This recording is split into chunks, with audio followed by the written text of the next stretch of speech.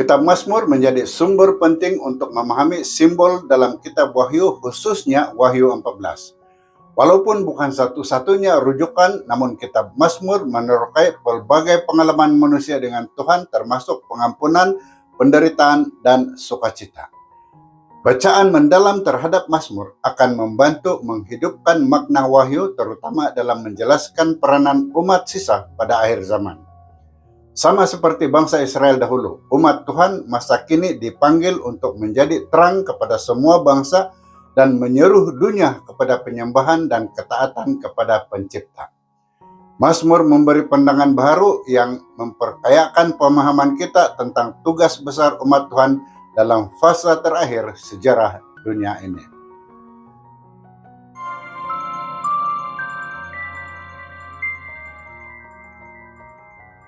Halo, shalom, dan selamat sejahtera. Kita bertemu lagi kembali di channel Wahyu Pengharapan melalui episode ringkasan pelajaran Alkitab. Dan melalui video kali ini saya akan mengungsikan ringkasan bagi pelajaran yang ke-8 dengan topik di dalam Mazmur bagian 1. Jadi pastikan Anda menonton hingga ke ujung video ini untuk mendapat ringkasan maklumat untuk pelajaran minggu ini. Tanpa berlengah lagi, mari kita dahului dengan membaca ayat hafalan yang dipetik dari Wahyu 14 ayat 1, katanya, "Kemudian tiba-tiba aku melihat anak domba berdiri di puncak gunung Sion dan bersama-samanya 144.000 orang dengan namanya dan nama Bapaknya tertulis di dahi mereka." Kita sering merujuk perjanjian lama untuk memahami simbol dalam kitab Wahyu. Kitab Mazmur sebagai koleksi puisi rohani menawarkan pandangan mendalam tentang hubungan manusia dengan Tuhan daripada penderitaan hingga pengampunan dan keselamatan. Mazmur membantu menghidupkan message Wahyu, khususnya pasal 14 yang menggambarkan misi gereja sisa pada akhir zaman ini. Seperti Israel dahulu, umat Tuhan hari ini dipanggil untuk menjadi terang kepada semua bangsa, menyeru dunia untuk kembali menyembah Pencipta. Mazmur memberikan pemahaman baru tentang tanggung jawab kita dalam sejarah penebusan menjelang penutupan sejarah dunia ini. Saudara, topik pertama yang kita kaji minggu ini ialah Imam Besar kita. Dalam Mazmur 122 ayat 1 berkata, "Aku sukacita apabila mereka berkata kepadaku, marilah kita masuk ke rumah Tuhan." Pembinaan kemah suci oleh Musa mengikuti plan yang diberikan Tuhan yang merupakan gambaran tempat kudus surgawi. Segala aspek bait suci, imam, korban, perabot melambangkan Yesus dan karya penyelamatannya.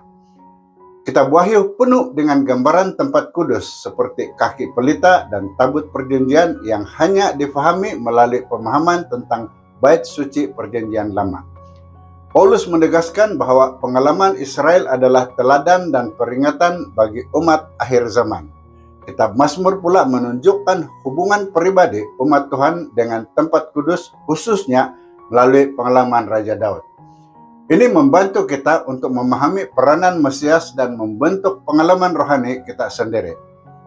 Mazmur 122 ini mengajak kita untuk merenung makna rumah Tuhan secara rohania melalui tema seperti keamanan, keselamatan, pujian, dan penghakiman.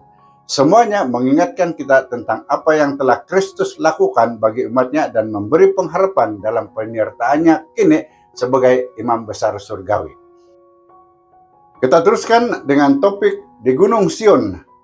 Dalam Mazmur 15 ayat 1 kita baca, "Ya Tuhan, siapakah yang boleh tinggal di kemah suci-Mu? Siapakah yang boleh duduk di bukit suci-Mu?" Saudara, petikan ini menyerlahkan 3 perkara penting dari Wahyu 14. Pertama, Gunung Sion melambangkan kehadiran Tuhan dan tempat di mana umat sisa itu berdiri bersama Tuhan, yang menggambarkan hubungan rapat antara Tuhan dan umatnya seperti yang digambarkan dalam bait suci perjanjian lama. Kedua, hanya melalui anak domba yaitu Yesus Kristus maka manusia berdosa boleh layak berdiri di hadapan Tuhan.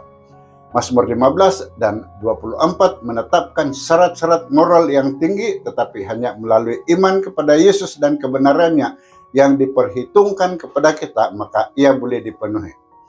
Ketiga, nama Bapa di dahi umatnya melambangkan kepunyaan dan kesetiaan mereka, serta perubahan dalam tabiat yang dihasilkan oleh kasih kurnia. Pelajaran ini menekankan penggunaan simbol bait suci dalam Wahyu sebagai gambaran realiti rohani serta kesinambungan message antara Mazmur dan Wahyu. Keselamatan tidak boleh dicapai melalui usaha sendiri, tetapi hanya melalui pengorbanan Kristus yang membuka jalan kepada keselamatan dan kehidupan kekal bagi umat manusia. Topik pada hari Selasa ialah hukum dalam hati kita.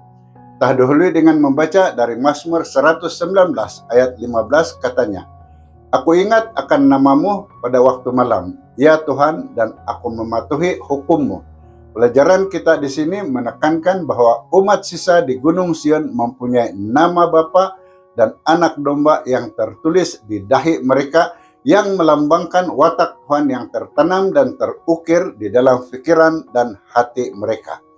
Dalam Alkitab, nama merujuk kepada perwatakan, bukan sekadar label. Oleh itu, memiliki nama Tuhan di dahi bermaksud mencerminkan kasih dan sifatnya dalam kehidupan kita. Kemuliaan Tuhan bukan hanya cahaya tetapi juga perwatakannya. Ketika Tuhan menyatakan diri kepada Musa, dia juga memberi hukum 10 sebagai pantulan pada wataknya. Demikian juga dalam Wahyu 14, umat yang setia digambarkan sebagai mereka yang memelihara hukum Tuhan. Ini ditegaskan dalam Ibrani 10 ayat 16 dan ayat 17 yang menyatakan bahwa hukum Tuhan akan ditulis dalam hati dan pikiran mereka sementara dosa mereka tidak diingat lagi. Ini adalah inti pada Injil, yaitu ketaatan lahir dari kasih, bukan usaha untuk memperoleh keselamatan. Nama Tuhan dan hukumnya berkait rapat, dan umat yang setia akan memuliakan Tuhan melalui ketaatan yang lahir dari iman dan kasih. Walaupun keselamatan adalah melalui iman, hukum tetap penting karena ia mencerminkan kasih kepada Tuhan dan bukti hubungan sejati dengannya. Pada Rabu, topik yang kita kaji ialah Mazmur 5. Dalam Mazmur 5 ayat 4 berkata, "Engkau bukanlah Allah yang suka akan kejahatan, denganmu orang zalim tidak dapat tinggal." Pelajaran ini membandingkan Mazmur 5 dan Wahyu 14 ayat 1 hingga 12 untuk menyerlahkan perbezaan antara orang jahat dan umat sisa yang ditebus. Raja Daud menekankan bahwa kejahatan tidak boleh tinggal bersama Tuhan, yang menandakan perlunya penebusan untuk mendekatinya. Ini adalah selaras dengan Wahyu 14 yang menyeru umat sisa pada satu ibadat sejati dan hidup dalam kebenaran. Ibadah adalah isu utama dalam kontroversi akhir zaman. Dalam Mazmur 5 ayat 9, orang jahat digambarkan sebagai penuh tipu daya. Manakala Wahyu 14 ayat 5 menunjukkan umat yang ditebus yang tidak mempunyai dusta di mulut mereka dan yang mencerminkan watak Tuhan. Mereka berdiri di hadapan Tuhan bukan karena usaha mereka sendiri, tetapi karena darah anak domba. Nama Tuhan tertulis di hati mereka dan mereka menyebarkan amaran terakhir kepada dunia, dan hidup mereka bergantung sepenuhnya kepada kebenaran Kristus. Saudara, topik terakhir yang kita kaji yaitu pada hari Kamis ialah ajar pelanggar cara Anda. Di dalam Mazmur 51 ayat 13 kita baca, "Maka aku akan mengajar orang yang ingkar tentang jalanmu dan orang berdosa akan kembali taat kepadamu." Petikan ini menekankan bahwa pengampunan daripada Tuhan membawa tanggung jawab untuk memberikan kesaksian yang akan membawa orang lain kepada Tuhan. Sama seperti Daud, setelah diampuni, dia berjanji untuk mengajar orang-orang yang tidak percaya. Dan juga Yesaya yang bersedia diutus setelah diampuni dengan berkata, "Sini aku, utuslah aku." Begitulah juga setiap orang yang diselamatkan, mereka dipanggil untuk menjadi saksi. Pena Inspirasi menekankan bahwa pertemuan sejati dengan Kristus akan mendorong seseorang untuk mengkhotbahkan keselamatan kepada orang lain. Sama seperti Filipus yang segera berkongsi tentang Yesus. Dalam Wahyu 14 ini, perkabaran 3 malaikat bermula dengan pengisytiharan Injil kekal yang menegaskan bahwa keselamatan dalam Yesus adalah asas utama bagi setiap amaran dan message yang disampaikan. Tanpa Injil, amaran itu tidak membawa harapan. Wahyu 18 ayat 1 menunjukkan bahwa seruan terakhir akan disertai dengan kuasa Tuhan. Orang yang dipenuhi dengan Roh Kudus akan digalakkan untuk menyebarkan berita keselamatan dan memuliakan Tuhan melalui kesaksian mereka.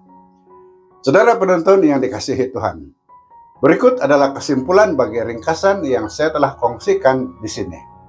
Pertama, Mazmur dan Wahyu menggambarkan tempat kudus dan umat pada akhir zaman. Mazmur pasal 122 dan pasal 15 merujuk kepada tempat kudus dan Gunung Sion sebagai simbol penyembahan sejati di surga dan ciri-ciri umat ditebus yang hanya layak melalui kasih kurnia Yesus. Kedua, nama dan hukum Tuhan tertulis di hati umatnya. Mazmur 119 menunjukkan bahwa nama Tuhan adalah gambaran pada wataknya dan hukumnya adalah salinan watak tersebut. Umat yang setia akan memelihara hukum Tuhan sebagai tanda kesetiaan. Ketiga, panggilan untuk mengejar Injil dan meninggalkan dosa. Mazmur 51 menunjukkan pengasingan antara umat yang setia dan yang jahat. Umat yang telah diampuni dipanggil untuk mengajar dan memberikan Injil kekal serta menyuruh dunia meninggalkan dosa seperti dalam Wahyu 14. Sekian ringkasan pelajaran Alkitab untuk kajian minggu ini. Saya harap Anda telah mendapati maklumat yang dikongsikan melalui video ini sangat berinformatif dan membantu. Pastikan Anda tekan like dan share video ini serta subscribe pada channel ini dan tekan lonceng notification agar Anda tidak terlepas menonton video yang akan dimuatkan nanti. Dan jika Anda ada pertanyaan atau pandangan yang ingin dikongsikan, sila luangkan masa untuk meninggalkan komen di bagian komen di bawah ini atau hantar ke nomor yang tertera. Terima kasih karena menonton dan jumpa lagi di video akan datang. Tuhan memberkati Anda.